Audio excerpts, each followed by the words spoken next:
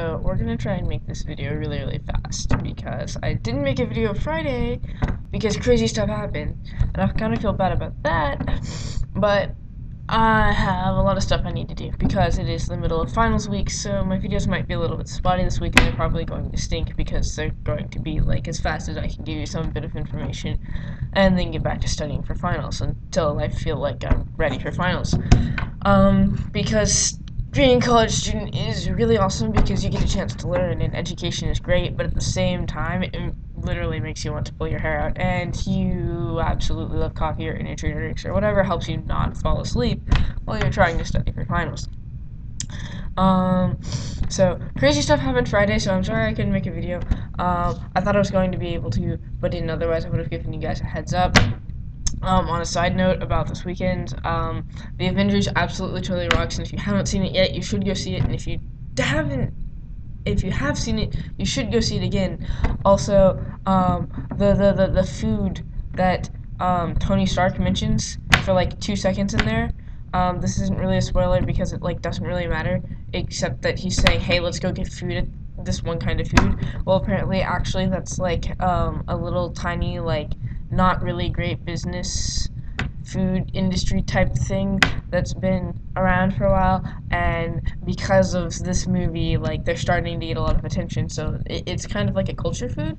I guess it's some sort of Middle Eastern thing, and because it was in the Avengers, this business is, like, actually apparently getting a lot of attention, and so businesses that have this kind of ethnic food is, so I thought that was kind of cool that the movie could do that. Back to finals real fast. Let's see. I have lots of finals, which is really scary because it's a lot of work. And for some reason, I thought taking 2 English classes at the same time would be great, except that it means that I spend all of my time reading and writing, and I am incredibly exhausted and tired. But I have my first final for Wednesday, and that's my British literature final, and that's the one that's the most work, so I should be fine after that.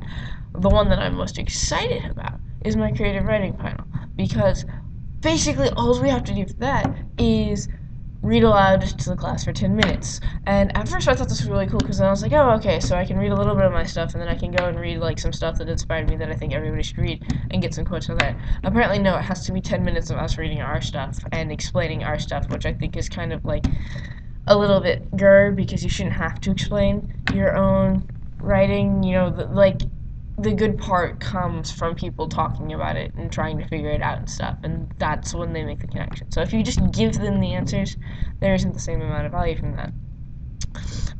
Also, I don't know what I'm going to talk in front of the class for 10 minutes about my work for. It seems a little bit egoistic to me.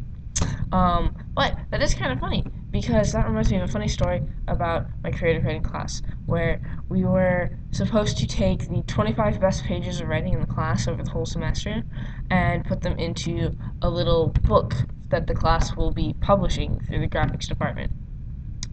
And for some reason, I was both put in charge of the cover of this book and in the ordering of all of the works in the book. And the class decided that we wanted to sort the works based on what kind of work it was. So the first section was all the poetry in the class, and then the middle section was all the science fiction and fantasy, and then the last section was what's called realistic fiction or realistic narrative, which is kind of like it could happen in the real world and it takes place in a real world setting in a modern time setting, but it's fiction, so it didn't actually happen. But other than that, like, it could be your neighbor. So I was the only person that got published in that last group because for some reason the class thinks that my writing is really cool, even though I really don't think it is. But that's what they keep telling me, which is kind of cool because that's an ego boost, but I'll get into that later. But I thought whenever I was going and arranging the books in order that this work by this other author, Ayers, I guess. It's a pseudonym for him, so I'm really not sure where that came from. But I thought his was realistic fiction and put that in there. Well, I forgot that the piece, because he has written a couple of realistic fictions, but I forgot that the piece that the class selected actually had a lot of dragons in it. But you know what? In my head, dragons are real, and I think dragons should be real, so I was kind of just like, That's pretty cool. There can be dragons. So in the middle of this realistic section behind the realistic setting in our first draft of the book, it was dragons. And like once I realized I had made that mistake, I was like, you know what? It's cool because it's not a mistake because dragons are real. We just can't see them. But the class was like, no, and then moved it in the middle of the final into the science fiction fantasy section, which is all cool. But I thought that was kind of a funny story to share. Um, yeah, so that's 5 minutes, and I've talked to you some, and now I really need to get back to studying, so I will talk to you guys later, and see ya. Have a good day. Awesomeness. If you have finals, you know exactly how I'm feeling, and good luck. Bye.